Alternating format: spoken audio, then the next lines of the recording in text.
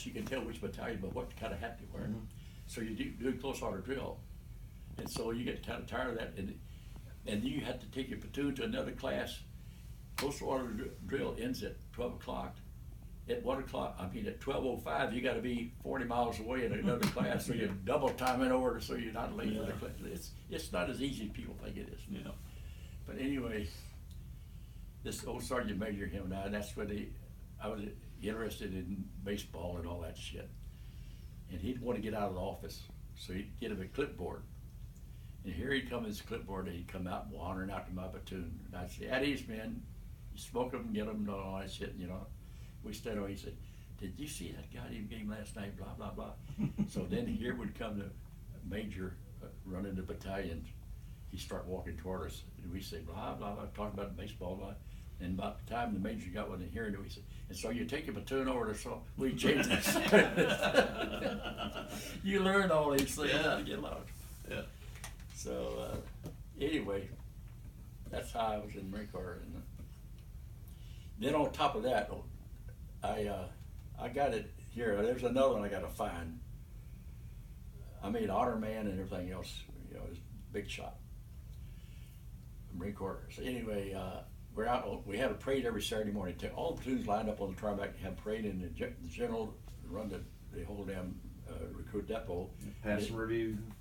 They would walk down and review. They would walk down and review, and then they'd stop, and then we'd have to pass review. All right.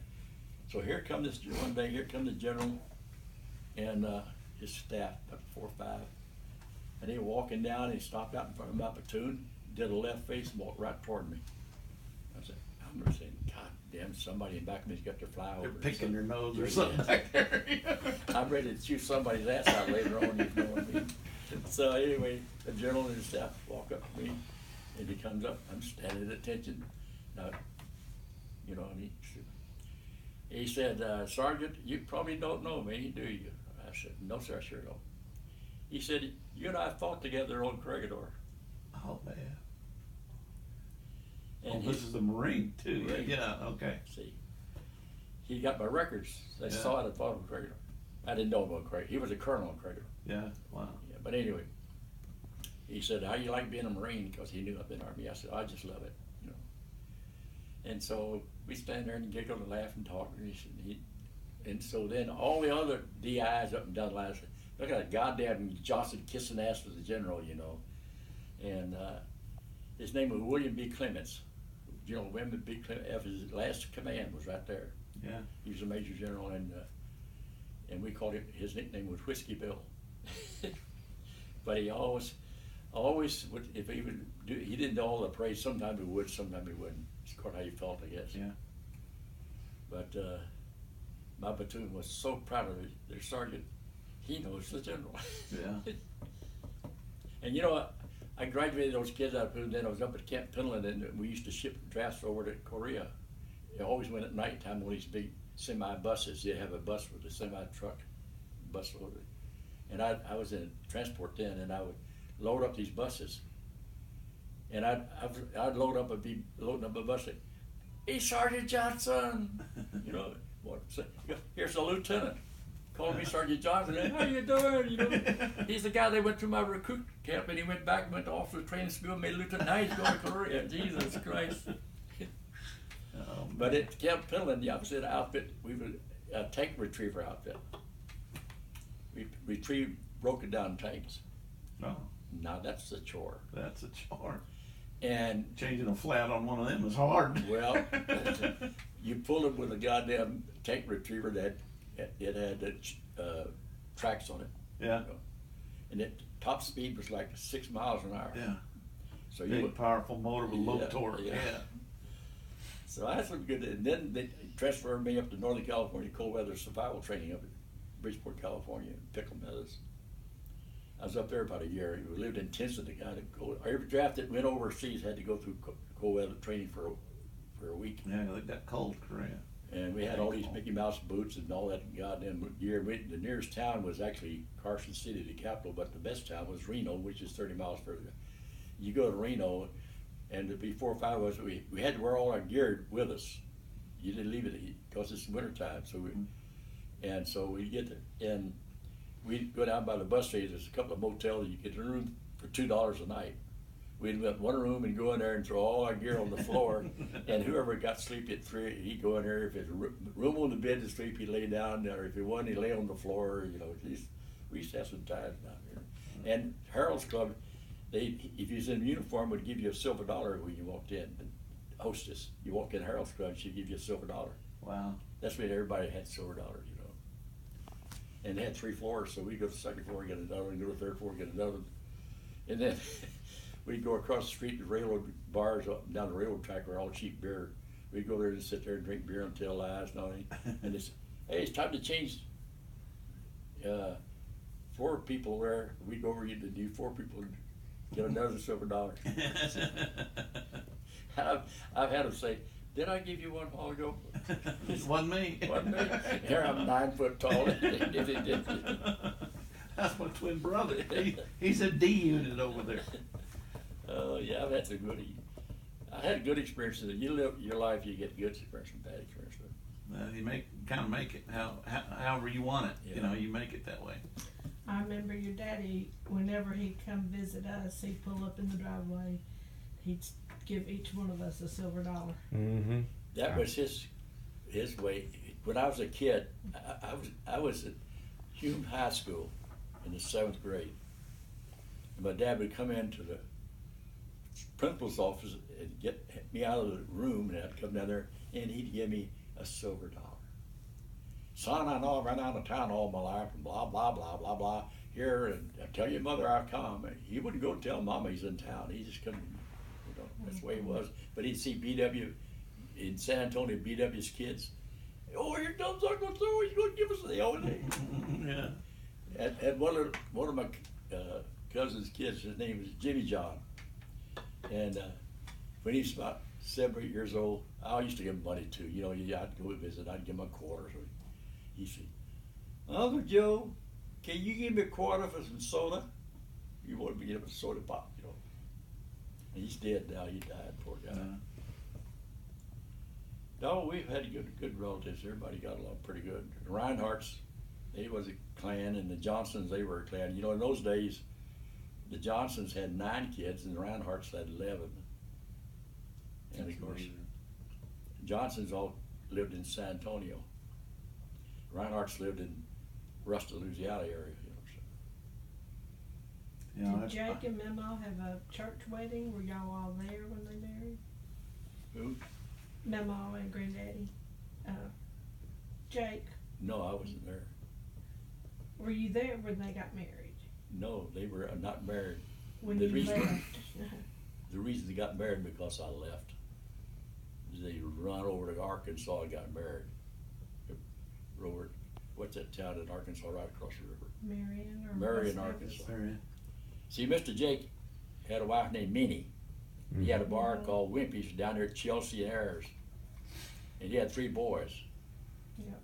And so anyway, Mama used to go down and drink beer, and he run it. He had 1 leg, you know, and they lived upstairs over there.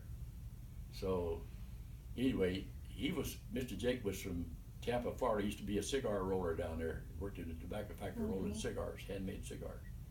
He lost his leg on a freight train when he was a teenager. Mm-hmm. Mm-hmm. So, He was 11 years old. but anyway, 15, I think. he moved in, his wife kicked him out, and he moved in with us.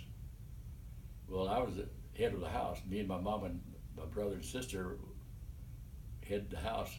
And so when he moved in, it pissed me off. You know what I mean? I was 12 years old or something like that. I don't know. So I ran home, went down to Louisiana, told Grandma Reinhardt and all of them. And so Mr. Jake and Mom run across Arkansas and got married. And you just hop trains? Yeah, going down there? freight trains. Damn. How'd you know which ones to get on? I don't know how In you those would do days, it. you know those things. You learn those things. Which train went where? Really? Yeah. Well, I know that was the main. I rode Way a freight it train. travels. I rode a freight train to San Antonio. When it was San Antonio. From Yeah. Memphis? Yeah. And you got to change trains a couple of times. You don't just go like that. It don't go. You got to go. So I got on a train, and I'm over in Arkansas. The trains always go through Niggertown. You know. So this big black nigger guy, and he had on a coverall, you know, not overalls, coveralls over it. Mm-hmm. We on the box car, him and I and three or four other guys and niggers, you always looking out, they try to chase you off the train, that shit. And he told me, he said, when you ride a freight train, always wear coveralls over your clothes. When you get where you're going, you take those off, and now your clothes you underneath are all clean. You learn things. Good advice. But he told me, he says, which train did we? I'll never forget. He said, we get down to so-and-so, you get off, the next train coming about a half hour. You get on that train to go to San Antonio. Katy line. They had the Katy line, the Southern, you know what they call it, Illinois Central, and all those little trains come through there. Anyway, I got down to San Antonio, and I stayed there. I become a Johnson. The Johnsons were a clan, and so was the Reinhardts. How did you find the people you were looking for in San Antonio? Well, I had their address. Oh, you had their okay. Mm. I just thought when you left, See, I you remember like my it was grand- like I'm out of here. Just My, went. my granddaddy Johnson had come through Memphis, and had see us grandkids. He bought us all a pair of shoes. Yeah, and let you know where they Yeah, could be yeah. contacted. Oh, okay. Wow. The first thing that when my brother Charlie, when I came back from overseas, the prison of war, Charlie was in Hot Springs, Arkansas, the old man racing horses. And I was in the hospital at Kennedy General Hospital. They gave me a leave for the weekend. And I drove over, used Mr. Jake's car. He had an old 30 Ford or 40 Ford. I drove down over to Hot Springs, Arkansas to the racetrack. And the first thing my dad, when I seen him, I hadn't seen him down in 400 years. He says, let me have 100. He said, hey son, how you doing?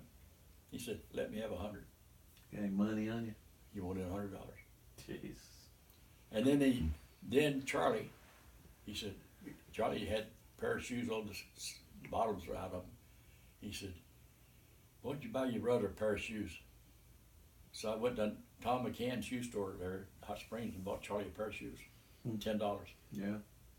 That's how they. I've been overseas all these years, and I come back, and that's how they greeted me. It's amazing. But I remember when Suzanne was saying that she's, you know, the times that Papa Johnson came out to Quito. But yeah, I remember one time, like she said, he always gave us a silver dollar. And one time he came out there, and he pulled up in the parking lot, and he came in, or the driveway, came in, talked a little bit. It wasn't very long, and he says, well, I got to get something out of my trunk. I'll be right back.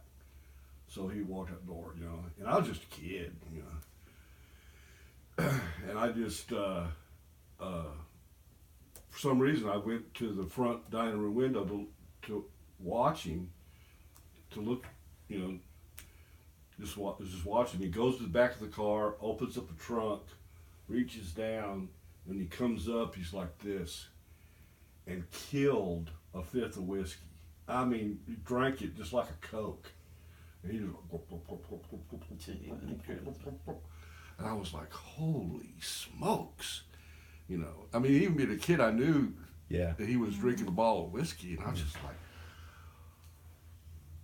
he, you know, walked back in and see, I was a junior, and they used to say, the old man pulled a lot of tricks. And if I did anything, he's just like his old man. Yeah. The Reinhardts hated me because I had my dad's name. Yeah. They didn't